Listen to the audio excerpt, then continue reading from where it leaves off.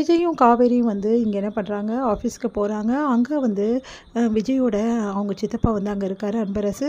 அவரை பார்த்துட்டு வந்து இவர் என்ன பண்ணுறாரு அப்படின்னு சொல்லிட்டு பார்த்துட்டே இருக்காங்க. அவர் என்ன பண்ணுறாரு, எல்லாருக்கிட்டேயும் பயங்கரமாக அதிகாரம் பண்ணிகிட்ருக்காரு. இதுக்கப்புறம் நான் தான் இங்கே எல்லாமே, இதுக்கப்புறம் விஜய் வரவே மாட்டான், எல்லாமே என்கிட்ட தான் எல்லாமே ஒப்படைக்கணும், என்ன கதைன்னா எல்லாமே நான் தான் பார்ப்பேன், இதுக்கு ஓனரே நான் தான் அப்படின்னு மாதிரி ஓவராக பில்டப் பண்ணிகிட்டே இருக்காரு. கரெக்டாக விஜய் வந்து நிற்கிறத பார்க்காமையே அவர் பாட்டு பேசிகிட்டு இருக்காரு. உடனே எல்லோரும் விஜய் சார் வந்துட்டார், விஜய் சார் வந்துட்டார் சொல்லிட்டு ஆஃபீஸ் ஸ்டாஃப் எல்லாருமே ஓடுறாங்க. அதை பார்த்துட்டு வந்து செம்ம கடுப்பாகிறார் அன்பரசு. இவன் எதுக்கு இங்கே வந்தான் அப்படின்னு சொல்லிட்டு செம்ம டென்ஷன் ஆகிறாரு. உடனே வந்து என்ன விஜய் திடீர்னு வந்திருக்க ஆஃபீஸ்க்கு அப்படின்னோடனே, ஆஃபீஸ்க்கு ஏன் வருவாங்க, இது என்னோட ஆஃபீஸ்க்கு நான் வரதுக்கு யார்கிட்ட பர்மிஷன் வாங்கணும் சித்தப்பா அப்படின்னு சொல்லிட்டு கேட்குறாரு. அது கேட்டுட்டு செம்மையாக டென்ஷன் ஆகிறாரு.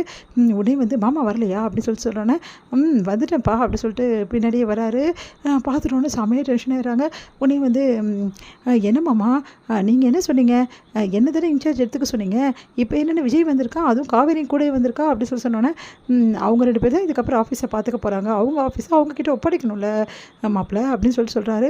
அது கேட்டு செம்மையாக டென்ஷன் ஆகிற அன்பரசு, நீங்கள் என்ன சொல்கிறீங்க, என்ன தானே பார்த்துக்க சொன்னீங்க, இப்போ இவங்க 2 பேர் வந்தால் என்ன அர்த்தம், வக்கீல்லாம் வந்திருக்காரு ஃபார்மாலிட்டிஸ்லாம் முடிக்கிறதுக்கு, வக்கீல் வந்து நல்லதாக போச்சு சித்தப்பா, இன்னொரு வேலையும் ஒன்று பெண்டிங் இருந்தது, அதுக்காக வக்கீலை வர வைக்கணும்னு நினச்சிட்டு இருந்தேன்.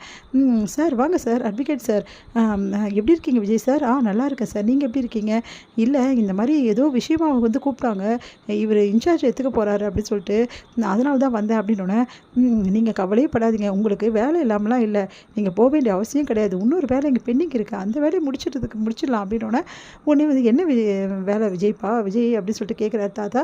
அது ஒன்றும் இல்லை தாத்தா, ஆல்ரெடி உங்களுக்கே தெரியும்ல, எம்டி போஸ்ட்லேயும் காவேரி உட்கார வைக்கிறதுக்காக எல்லா ஏற்பாடும் பண்ணியிருந்தேன், கடைசி நேரத்தில் அது முடியாமல் போச்சு, அதனால் இப்போ ஒன்றும் பிரச்சனை இல்லை, அந்த போஸ்டிங் அப்படியே தான் இருக்குது, அவ்வளோ காவேரியோட கேபினும் அப்படியே தானே சார் இருக்குது, ஓகே காவேரியோட கேபினும் அப்படியே தான் இருக்குது, அதனால் இன்றைக்கி வந்து உட்கார வச்சிடலாம் அப்படி சொன்னோன்னே செம்ம கடுப்பாராரு. அவரால் தாங்கிக்கவே முடியல, செம்மையாக பார்த்து டென்ஷன் ஆகிட்டே இருக்க அன்பரசு. என்ன மாமா இதெல்லாம் அப்படின்னோடனே, மாப்பிள்ள அவன் ஆஃபீஸ் மாப்பிள்ள, அவன் விருப்பப்படி இருக்கட்டுமே, அவன் வர வரைக்கும் தான் உங்களை பார்த்துக்க சொன்னான், அவன் தான் வந்துட்டான்ல அப்படின்னோடனே, பார்த்துக்கிறேன் மாமா, இதெல்லாம் கொஞ்சம் கூட சரியில்லை அப்படின்னு சொல்லிட்டு டென்ஷன் ஆகி அங்கேருந்து கிளம்புறாரு. உடனே வந்து மாப்பிள்ள அப்படின்னோடனே, என்ன சித்தப்பா ரொம்ப கோச்சிக்கினாரா தாத்தா அப்படின்னோடனே, அதெல்லாம் ஒன்றும் இல்லைப்பா, உன்னால் என்ன பண்ண முடியுமோ பண்ணு, நீயும் காவேரியும் நல்லபடி இந்த ஆஃபீஸ் இன்சார்ஜ் எடுத்து பார்த்துக்கலாம், எனக்கு அது போதும் விஜய் அப்படின்னு சொல்லிட்டு தாத்தா சொல்கிறாரு. இங்கே வந்து காவேரி வந்து எல்லாரும் கிளாப் பண்ணுறாங்க. காவேரி வந்து ஏங்க வந்தோன்னு இதெல்லாம் அப்படின்னோடனே, இல்லை காவேரி இன்றைக்கிலேருந்து நம்ம ஆரம்பிக்கிறது தான் நல்லது, எப்போ நடக்க வேண்டிய விஷயம், என்ன பண்ணுறது, நடக்கல, அதுதான் இப்போ நடக்குது, எல்லோரும் ஆல் ஆஃப் யூ எல்லோரும் வாங்க அப்படின்னு சொன்னோன்னே எல்லாருமே வராங்க, எல்லாருமே கிளாப் பண்ணுறாங்க.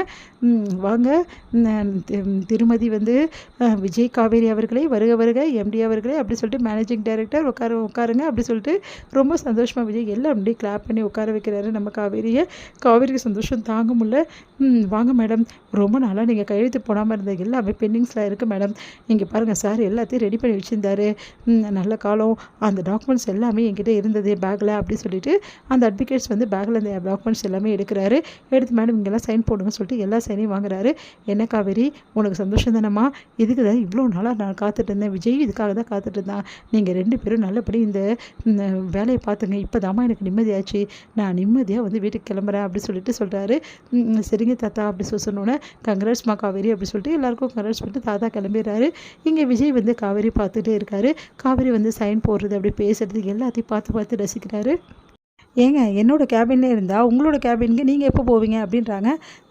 இங்கே என்னோடய கேபினும் மாற்றிட்டா நல்லதுன்னு நினைக்கிறேன், எதுக்கு எனக்கு ஒரு கேபின் உனக்கு ஒரு கேபின் அப்படின்றாரு. ரொம்ப நினப்பு தாங்க உங்களுக்கு. காவேரி உண்மையிலே சொல்கிறேனே, இந்த எம்டி போஸ்டிங் உனக்கு எவ்வளோ அழகாக இருக்குது தெரியுமா, கம்பீரமாக இருக்குது காவேரி அப்படின்னோடனே சிரிக்கிறாங்க. ஏங்க வந்தது வராமல் இப்படி பண்ணால் உங்கள் சித்தப்பா பாருங்கள் கோச்சின் போயிட்டார் அப்படின்னோடனே, அவர் எதுக்கு கோச்சின் போகணும், இது என்னோடய ஆஃபீஸ், யார் இருக்கணும் யார் இருக்கக்கூடாது நான் தான் முடிவு பண்ணோம், எப்படா நடுவில் சந்தர்ப்பம் கிடைக்கும், எப்படா ஆட்டையை போடலான்னு சொல்லிட்டு அவரும் சுற்றி வராரு. அதுக்கு தான் இங்கேயும் வந்திருக்காரு. நல்ல காலம் நம்ம வந்துட்டோம், நம்ம வரலனா இந்த ஆஃபீஸை ஒரு வழி பண்ணியிருப்பார்.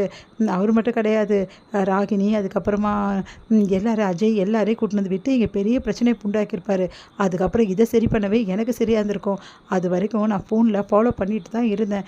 அதனால் எந்த பிரச்சனையும் இல்லை, இங்கே என்ன நடக்குது ஏது நடக்குது எல்லாத்தையும் கேட்டுட்டு இருந்தேன். அதனால் எனக்கு ஹேண்டில் பண்ணுறது ரொம்ப ஈஸி காவேரி அப்படின்னு சொல்லிட்டு இருக்காரு.